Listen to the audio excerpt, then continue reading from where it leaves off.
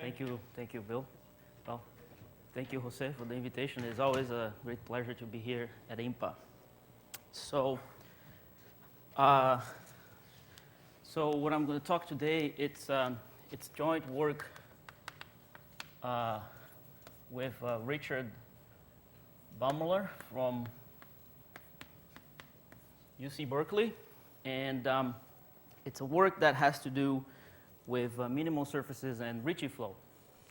So let me start with the minimal surface part, which pertains to the, let me use this part here, this pertains to the width of a metric on S3. So let's consider here a metric G on the 3-sphere, and we can just look at, imagine this 3-sphere here. Look at it's not the metric that comes from the Euclidean embedding, but we can consider the Euclidean embedding anyhow in R4. Let's say this is the X4 axis, and we can look at these foliations by the level sets of this fourth coordinate. So let me call sigma tau bar. This is the points in the 3-sphere, where this is equal to t, and I do this for t between -1 and 1.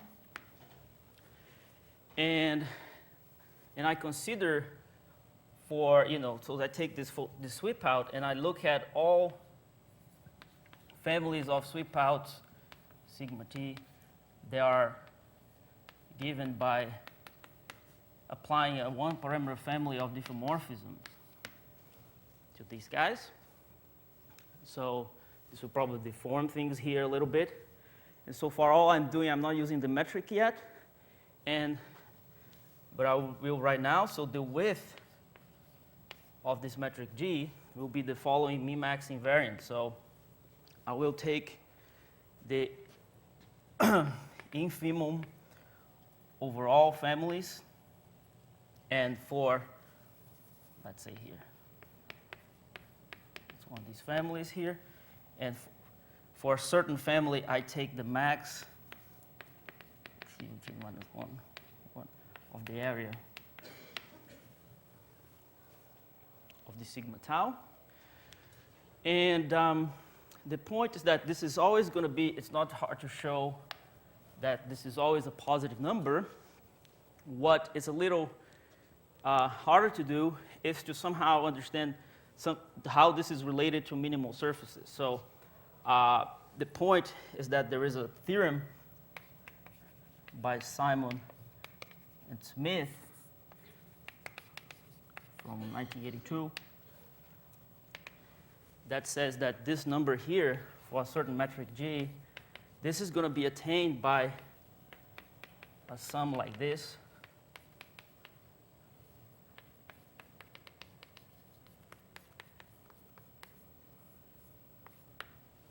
Where these are just positive integers and sigma I are embedded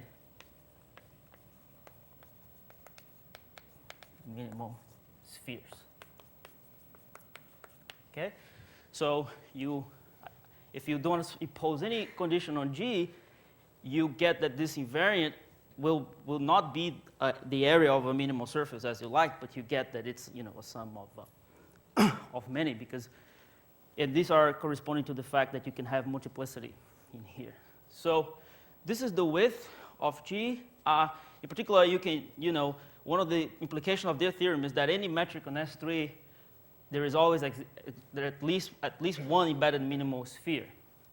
Okay, it's a nice result from the 80s, and one of the follow-ups on that is this more recent work by Marquez and Neves from 2011, which I heard about the first time I was in this room. And it's what happens when you suppose that G has positive Ricci curvature. Okay? So let's say that G has positive Ricci curvature, and let's also assume that the scalar curvature is greater or equal than 6. Okay? So this is just a scaling choice here. So scalar curvature greater or equal than the scalar curvature of the round metric. And what they did show is that in this case, the width of a metric like this is attained by the area of one minimal surface. So sigma, it's index 1 minimal sphere. And moreover, the area of the sphere is at most 4 pi with equality if and only if G is round. Okay, so that's the statement of the theorem. And so the point of view that I want to take on this is that somehow this width, it's sort of like a two-dimensional geometric invariant, the way that the diameter is a one-dimensional invariant of a metric. And one way that you can think of this theorem is that it's like a generalization of Meyer's theorem, right? So think of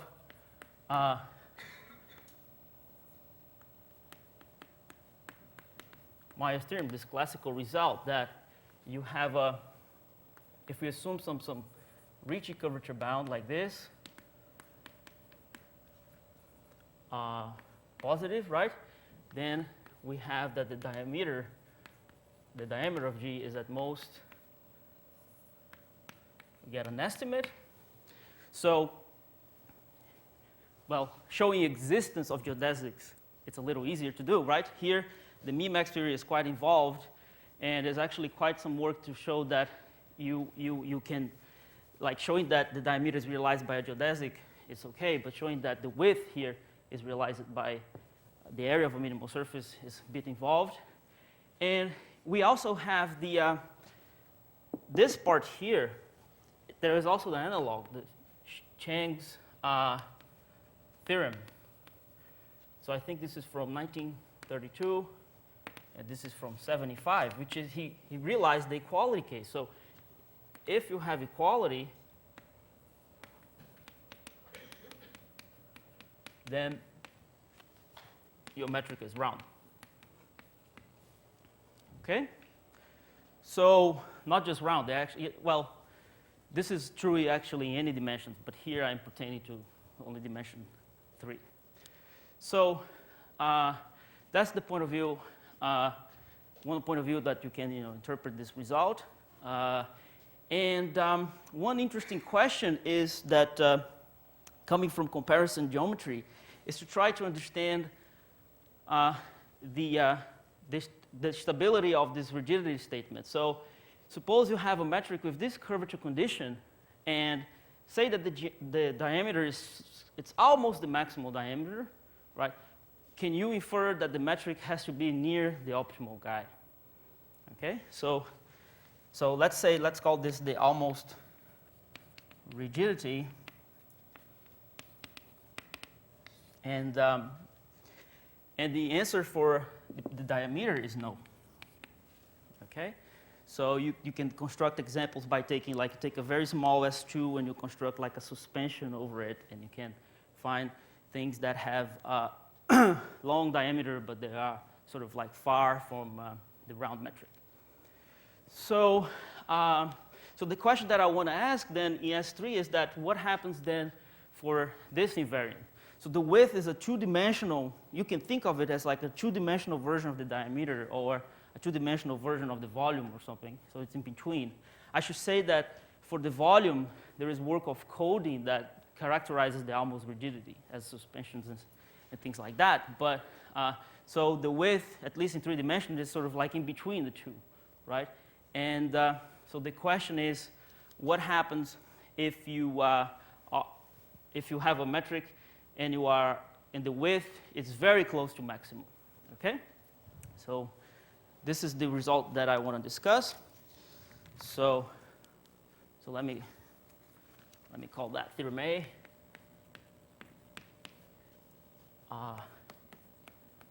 And it has been just uploaded in the archive this past month. So let's see. So So let me see, how did I write this? Okay. So, and for this version of our work, I'm going to assume sectional curvature bound. Okay? I'll comment on that later. So suppose we have a three-manifold with positive sectional curvature and scalar curvature equal to 6. So I'm switching this condition by sectional. Okay, so it's then for every eta positive, there exists an epsilon of eta positive such that if the width of a metric G with this hypothesis is at least 4 pi minus epsilon, then G has to be close to a round metric in the C0 norm by eta. Okay? And let me convince you that the C0 norm, I mean, there's more than one reason why the C0 norm is the actual norm for this problem. I'll comment more on that when I get to the Ricci flow part of the talk. But here you can see that you can do a C0 perturbation and you're not going to change the width much, right? So in general, the C0 norm is the norm that the width sees. All right. So,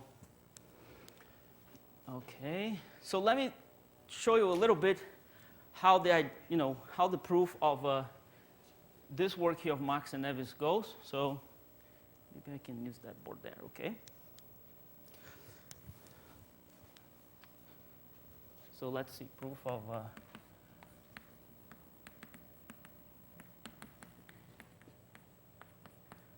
cannot do all the details, so I'm going to skip one of the hardest parts of the theorem, which is exactly this first implication that when the Ricci curvature is positive, then the width you have only one component and you cannot have multiplicity.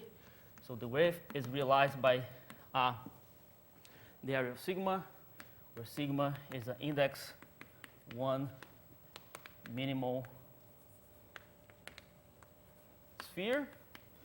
So we've seen these index 1 minimal surfaces in Herold-Stock, but I should say that there is more than one way of doing a width on a three-manifold. You can do the Augment-Pitts width, which basically is supposed to find the least area minimal surface for you.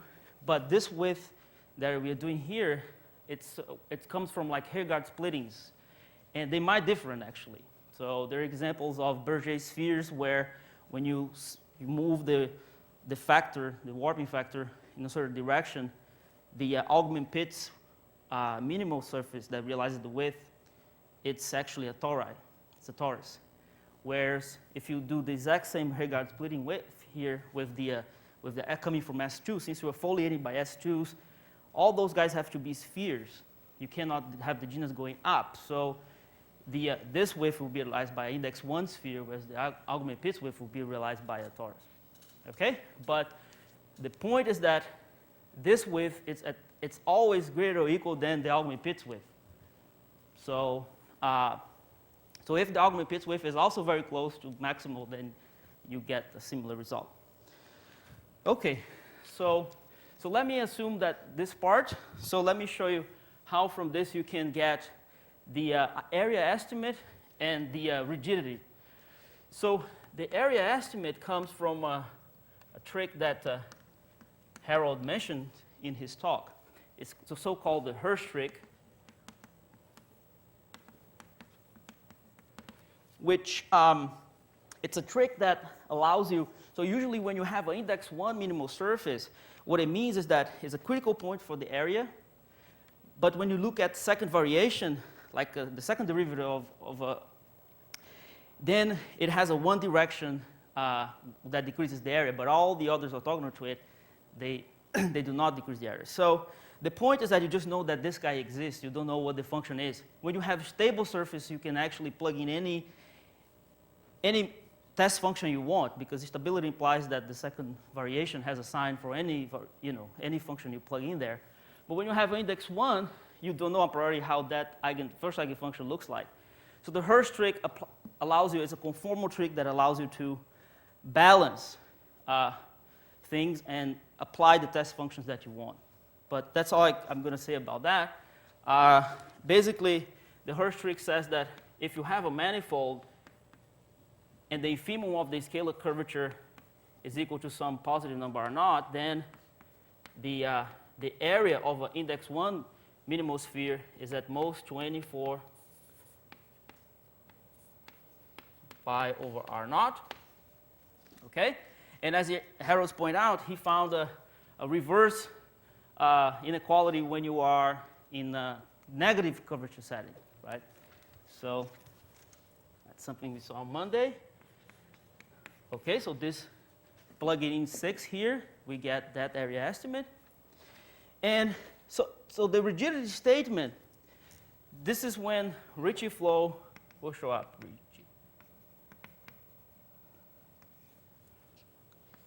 So this will use Ricci flow. So let me explain that. So I should say that this sort of connection of the width of three manifolds and Ricci flow, at least in the literature, it appeared first time in a paper by Coding and Minicozzi, where they provided an argument for the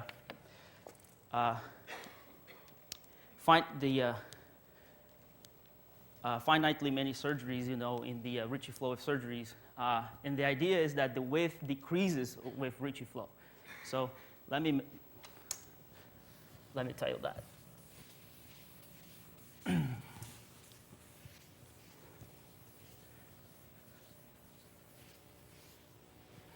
Okay, so what is the point? So let's take our metric, our initial metric, and let's evolve that by Ricci flow. So it's this evolution.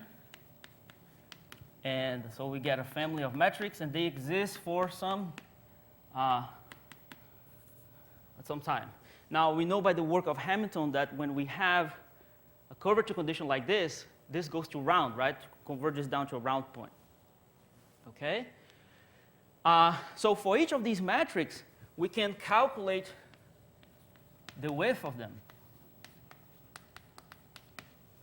Right? And that first part of the theorem, since positive Ricci curvature is preserved for each metric g of t, this will also be realized by the area of index 1 minimal sphere.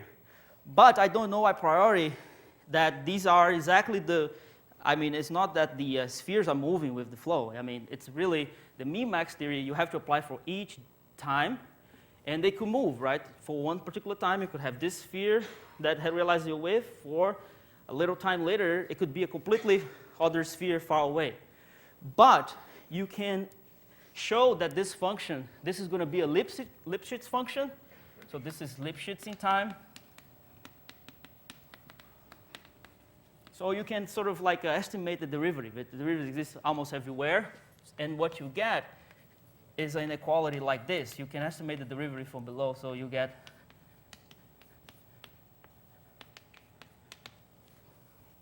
I believe it's 16 pi. Okay, so this is this calculation is done in Marx and Fernando is on Marx and Neves' paper. And the other point that is important is that when you go to your extinction time, this is converting to a round point. So it's actually not very hard to show that this limit as t goes to capital T is 0. Okay, all right. So now how can we make use of this? Well, remember that the Hirsch trick says that the Hirsch trick over there says that when we have a lower bound from the scalar curvature, we can estimate the width from above. And we have here inequality for the width from below. So let's calculate the evolution of the scalar curvature and use that infimum to estimate this guy from above and then get some inequality out of that, hopefully. So, and here's how it goes. So the scalar curvature on the Ricci flow evolves like this. And it's useful. We rewrite it like that. This is the traceless Ricci tensor. And so let me throw this guy away. And if I do that, I get that the scalar curvature evolves, satisfies some inequality looking like a reaction diffusion equation like that, right? So it has a diffusion term and a reaction term. And what the maximum principle tells us from this is that if I forget about this guy, I get an ODE. And the point is that this quantity has to go to infinity before this ODE does, right? So that's sort of the idea. And to be precise, this says that the infimum of the scalar curvature at time t is greater or equal than 6. Okay? So, all right. So now, note that from here, I mean, I basically can put these things together now. From this in particular, the Ricci flow, our Ricci flow exists all the way to time capital T, where it becomes a round point, where the curvature blows up. And from here, we see that this has to happen. This has to go to infinity before this does. So in particular, the extinction time is at most a quarter, right? So, but if we have that the original width is equal to 4 pi, then this inequality here, 1, says the other way around, right? This is 4 pi, so this is basically is going to say that 1 and 2 says that t is at least a quarter, right? So then we have that the extinction time is exactly the same as the ODE. In particular, this term that we threw away has to vanish, right? So our metric is round.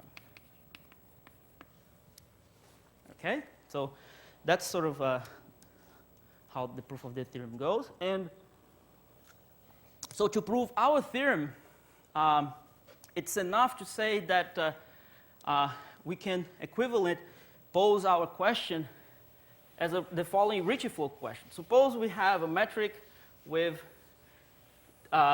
such curvature condition, and that the extinction time, it's very, very long.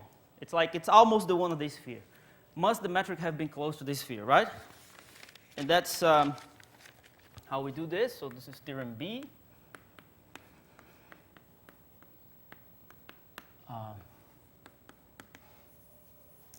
So again, sectional curvature, positive sectional curvature, and scalar curvature equal to 6.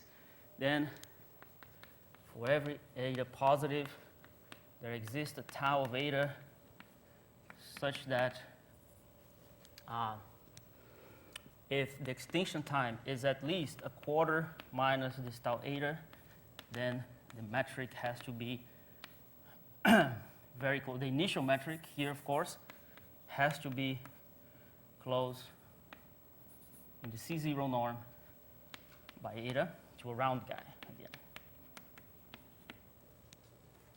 And this is another reason where we see that the C0 norm is the right norm to do this problem, because when we have initial data of parabolic evolutions like the Ricci flow, if you do a small C0 perturbation, it tends to go away, right, with time. So if you have a metric that has very long extinction time, if you do a C0 perturbation, it still has very long extinction time. So, okay. Now let me see how am I doing time. It's 9:35, so okay. And it's clear that if you argue like Marx and Nevis, then theorem B implies theorem A, right? So let's then focus on theorem B. And here is where I want to make the comment that why I want to use the sectional curvature instead of the Ricci curvature. Well, let's see. So basically what we want to show is we have here a sphere. Let's say this is the sphere of constant curvature 1s. So it has scalar curvature 6. And we have here our manifold that has positive sectional curvature and scalar curvature, the infimum. I mean, we might as well, if it's, let's say the scalar curvature is 7, it's actually worse for the extinction time, right? So we can just assume that this is actually the infimum is 6. Okay? So I want to see how these things evolve. So the scalar curvature of these spheres evolves exactly like 6, 1 minus 4 over t. This is the scalar curvature here. And the scalar curvature, let me call this function rho of t so I don't have to keep writing it. And over here, well,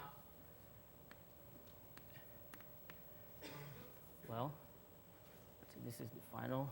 This is the final. Here we have the scalar curvature greater or equal than, of course, rho t.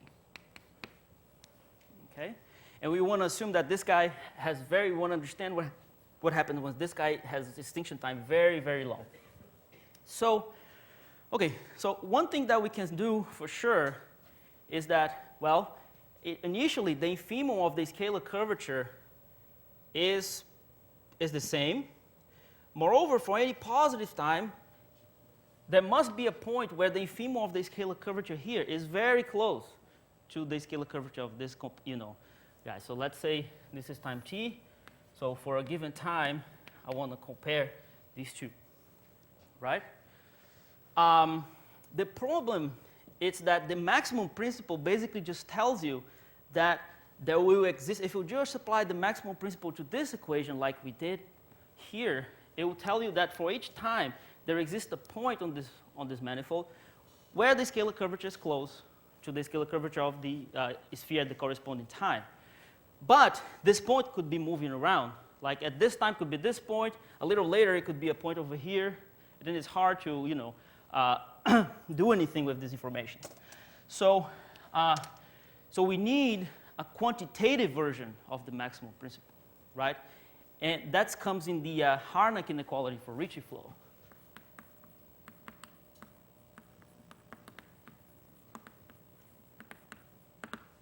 So basically that says that, say we have 2 times T1, T2, and we have any 2 points on the manifold, then the scalar curvature at this guy here, earlier times, less or equal than T2 over T1, the T1 over T2 minus T1 are of x T2. Okay? So, in other words, if you have a bound on this number here at a point, at a certain point, let's say this is time t2 and that this is x. So if at some point x at time t2 I have a bound on this scalar curvature, I can propagate it back to previous times, right? But this constant it depends on the distance. So how this backwards in time propagation would work? Well, let me so let's take, for example, a positive. Then what we have is that, let's say, in the ball centered at x at time t and radius equal to of this much, so a time-dependent radius, because the reason is that if I plug this here in here, I would get a bound on this constant, right? So this implies that if a point y belongs here, then the scalar curvature at time t is going to be bounded by this, right? So here I basically get the square of that, so the exponential of a squared over 2, and then this bound. So let's say this is uniformly bounded, so we can get that, let's call this like, it's bounded by a constant of a. I cannot go too backwards in time, so let me say here that t2, let me go backwards, but not too much, right? Because this could degenerate. But if I restrict myself backwards in time only by this much, I can propagate. This Harlech inequality is telling me that I can propagate backwards scalar curvature bounds, right? And for the Harlech inequality, it's an interesting thing. The Harlech inequality for Ricci flow, the one that we're using is really for the scalar curvature, but as it turns out, to prove it, you need sectional curvature. So that is only true when you have sectional curvature. And the reason for that is that what you actually prove is, you, at least in 3 dimensions, okay? If you go to higher dimensions, you actually need stronger curvature condition. But the way you prove it some tensor Harlech inequality, then you trace it, right? And then you get the scalar curvature, okay? So, but for us, it's also interesting that once we propagate backwards scalar curvature bound, because we're assuming positive sectional curvature, then we can bound all the Riemann curvatures, right? All the sectional curvatures are bounded, okay? Because they're all positive, the sum is bounded. So that's actually handy for this. So, okay, so let me just sketch now how the argument would go. So suppose that this theorem is false, right? So suppose we have a sequence of metrics gk with the extinction time tk going to a quarter, and all these metrics are away from, in a C0, from a round guy. You have to work modular diffeomorphism, but it's not really a problem here in S3.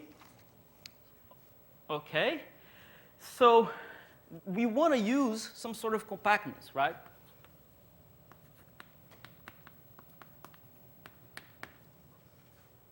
To get a contradiction, right? To extract, we want to extract a limit out of these GKs, and we want to say that, well, that limit has to be a sphere, so we'll contradict a round sphere, so it will contradict this part.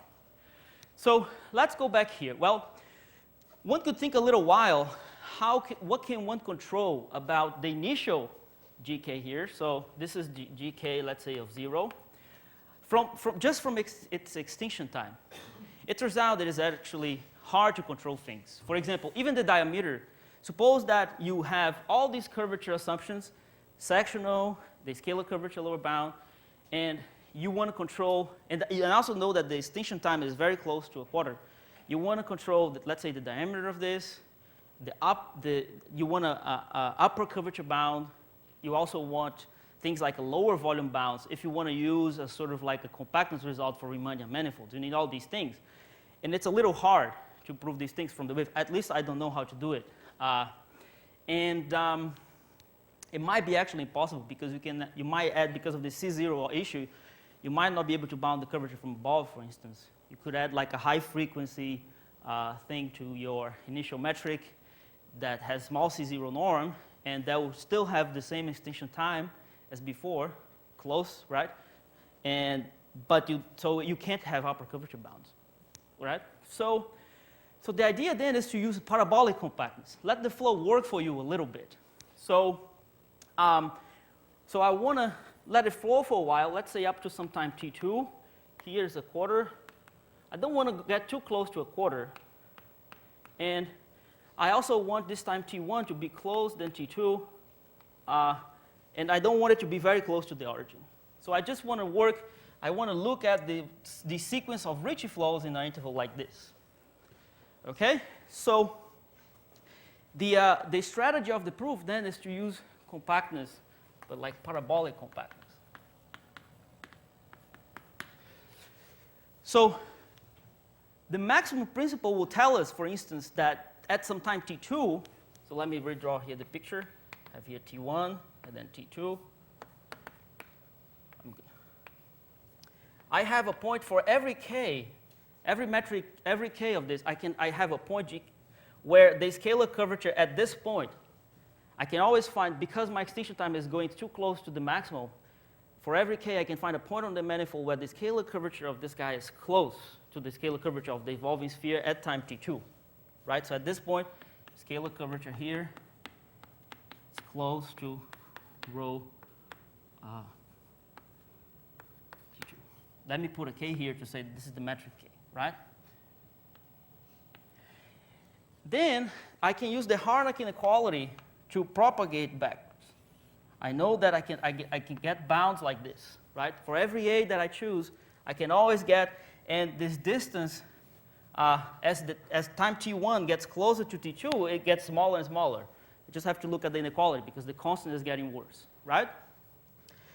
Okay, so the point is that's good news, but the constant in the Harlech inequality, it's bad for us. For example, here the scalar curvature might be very close to the one of the sphere, but what about these points? Is there a point here where the scalar curvature at this point, let's say yk, this is all depending on the sequence, it's close to the one of that, right? This is the big question. What happens is, yes. So let me say this is a question. And the answer, yes. And the way you argue this, it goes as follows. So we can prove that there exists an A, okay, such that for every time t2, there exists a time t1, such that given any error you want for this, right, you can, let's say you want an error here of theta.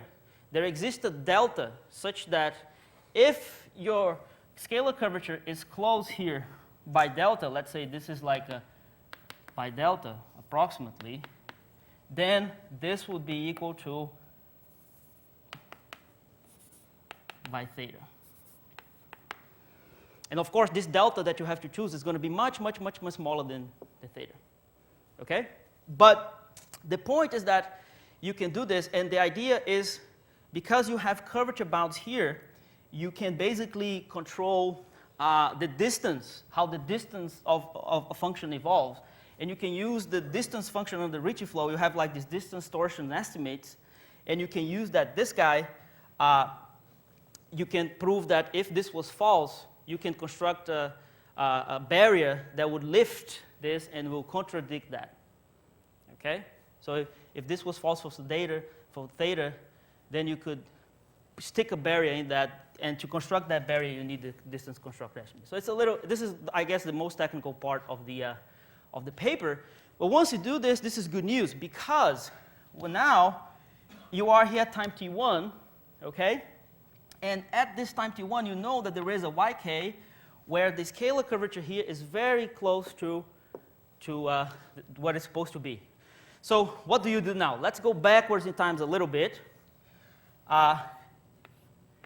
And you can choose a certain number d, and you go back in time by a ball radius d. And now you look for the sequence of, well, using Harlech, you can still get a curvature bound here. So we have a sequence of bounded Ricci flows. There is an argument to make, you want to extract a sequence of Ricci flows with bounded curvature, and you want to extract a sequence. There is an argument to make here using the conjugacy radius.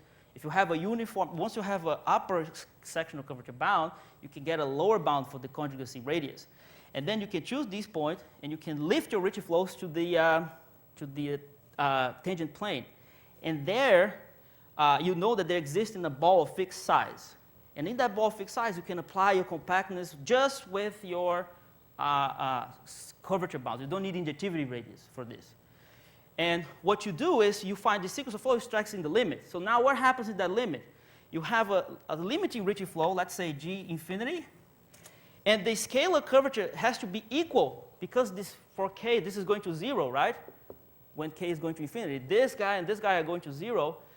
So you have a time in the future, right? You had a stricter, well, you were bigger, but later in time you got equal, right, to the one of the sphere.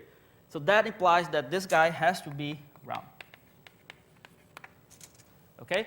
It's like the heat equation. If you have a solution of the heat equation that is non-negative, it has to, at time 0, it has to immediately peel off, right, and become strictly positive. If it does become equal to 0 later in time, then it means that you started with the equal to 0. This is the strong maximal principle, okay?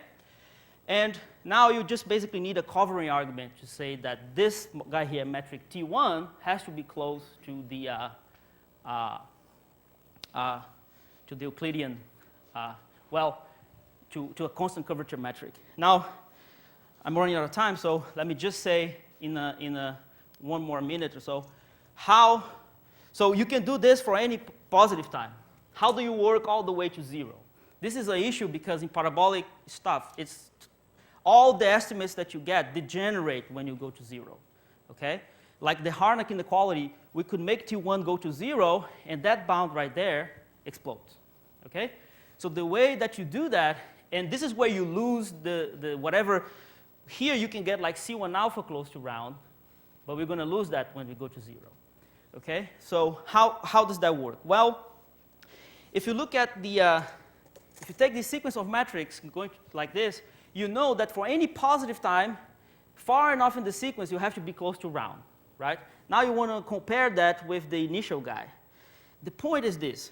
To compare G of, let's say, to compare this guy with this guy,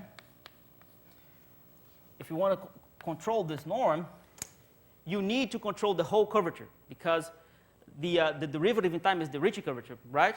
But our Ricci curvature, the Harlech inequality, implies that we have a bound that degenerates to 0.